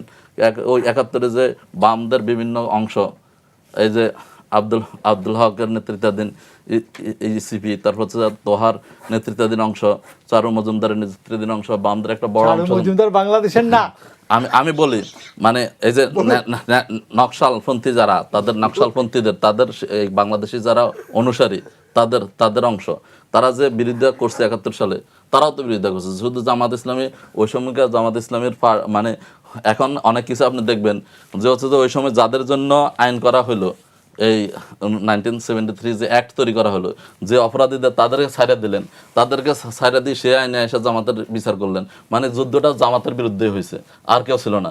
জামাত ইসলামী সেই সময় বাংলাদেশের কত নাম্বার দল ছিল?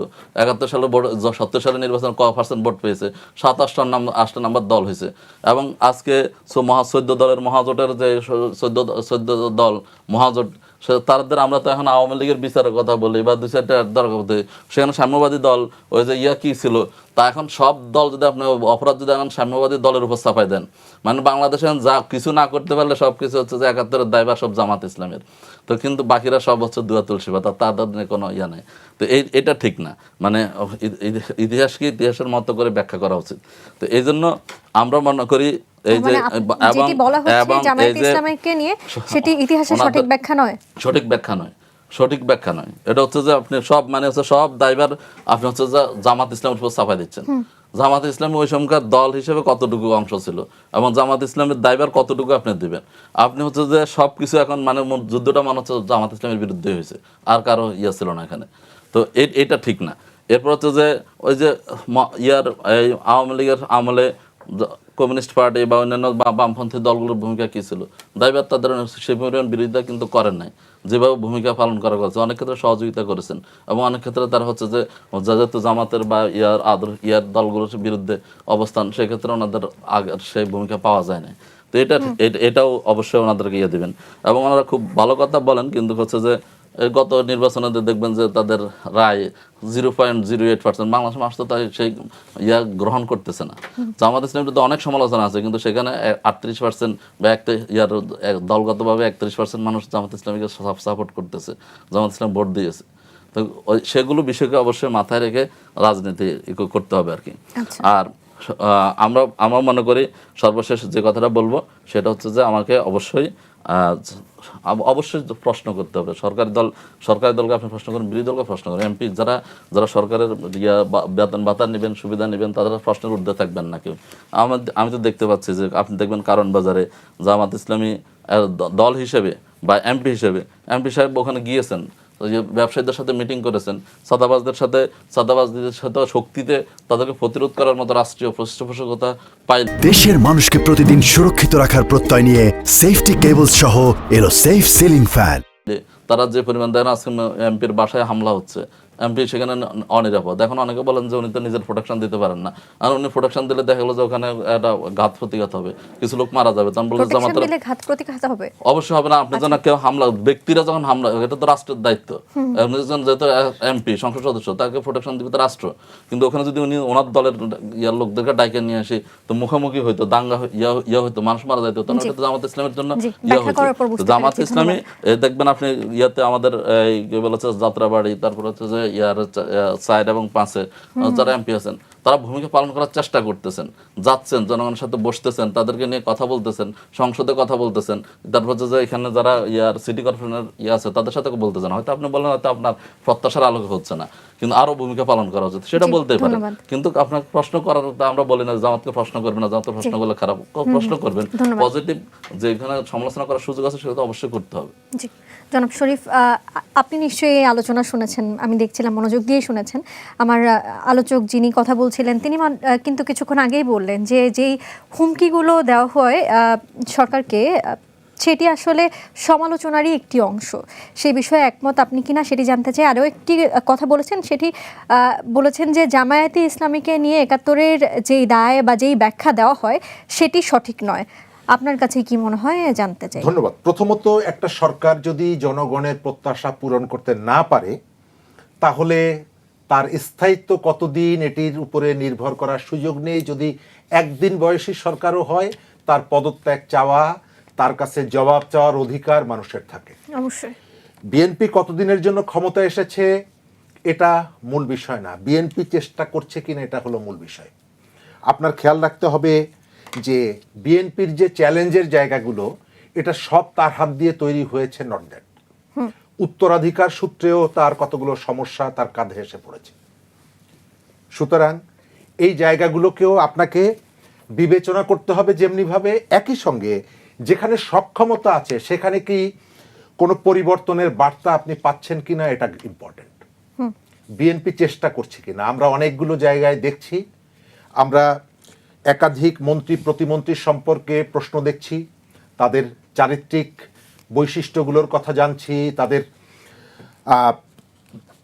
মন্ত্রণালয়কে ব্যবহার করে ব্যবসা বাণিজ্য এবং তাদের এক ধরনের শামীম ওসমান হয়ে ওঠার প্রবণতা দেখছি। অবশ্যই সেটিকে মানুষ প্রশ্ন করবে, মানুষ জানতে চাইবে। দ্বিতীয়ত, যারা বিএনপিকে কালকেই ফেলে দিতে চান, রিয়েলিটি হলো যে তাদের মধ্যে আপনি একটা নেক্সাস পাবেন। আমি ওই যেটা বলেছি যে এরা বাইরে যে ধরনের বিরোধিতার কথা বলে, ইন্টারনালি তাদের মধ্যে একটা সংযোগ আছে, ভাগ বাটোয়ারের যে জায়গাটা। আপনি গত পার্লামেন্টে বাজেট সেশন যেটা ছিল, সেই সেশনে আপনি দেখেছেন এমপি সাহেবরা একটা প্রশ্ন বারবার তুলেছেন যে এই যে বরাদ্দ করছেন, এই টাকা কোথা থেকে আসবে। এবং বাজেটের শেষ সময়ে প্রধানমন্ত্রী একটা চমক দেখিয়ে সমস্ত বিরোধী দলীয় এমপিদেরকে 20 কোটি টাকা করে থোক বরাদ্দ যখন দিলেন, তখন কেউ বলল না যে এত টাকা আপনি কোথা থেকে পাবেন, আমাদেরকে দিচ্ছেন কেন।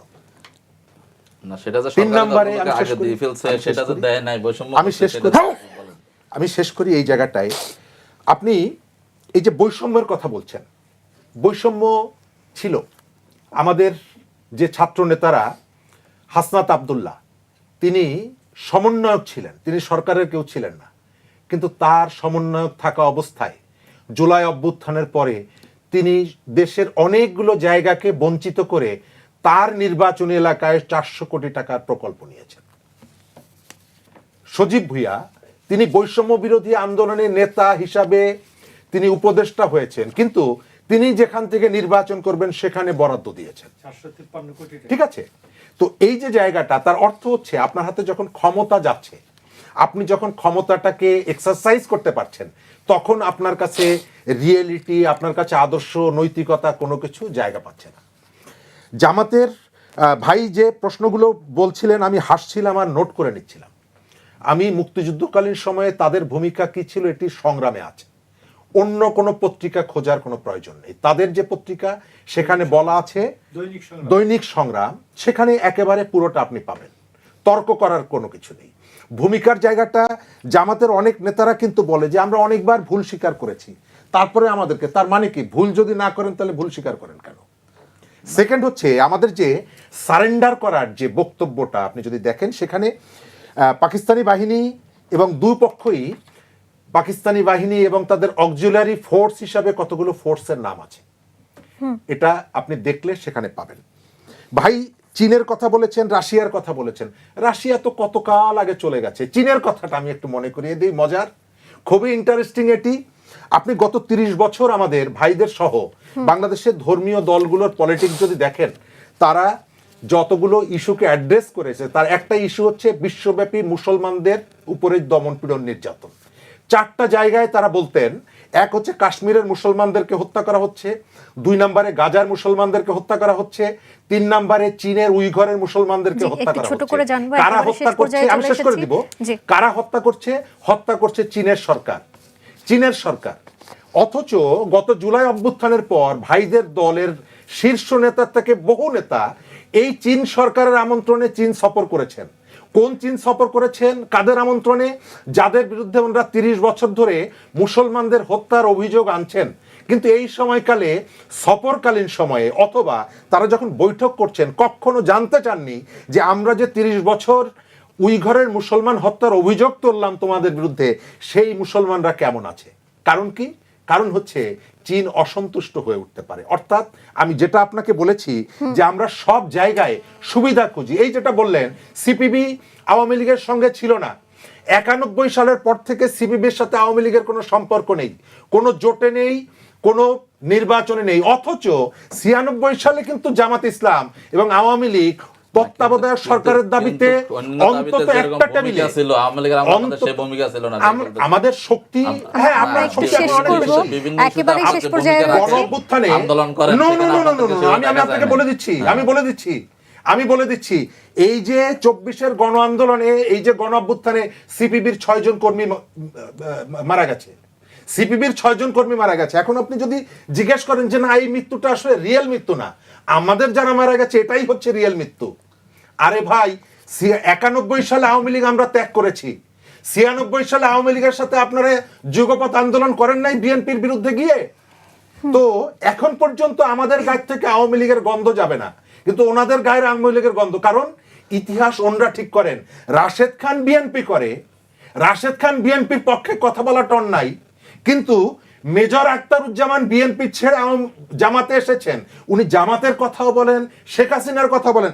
আপনাদের এইখানকার অনুষ্ঠানে মেজর আখতারুজ্জামান যে বক্তব্যগুলো দেন, আমি তো অনেক বক্তব্যের সাথে আওয়ামী লীগের নেতাদের কোনো ডিফারেন্স পাই না।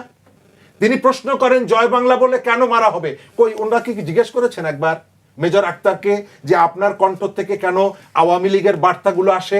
জিজ্ঞেস করেন নাই। কেন? মেজর আখতার ওনাদের দল করেন। জি ধন্যবাদ। আমরা শেষ করতে চাই। আপনাদের 3 জনকেই ধন্যবাদ আজকের কালের সংলাপে যুক্ত হবার জন্য। এবার দর্শকদের কাছ থেকে একটু বিদায় নিই। দর্শক, আজকের মতো বিদায় নিচ্ছি কালের সংলাপ থেকে। ভালো থাকুক দেশ, ভালো থাকুক দেশের মানুষ।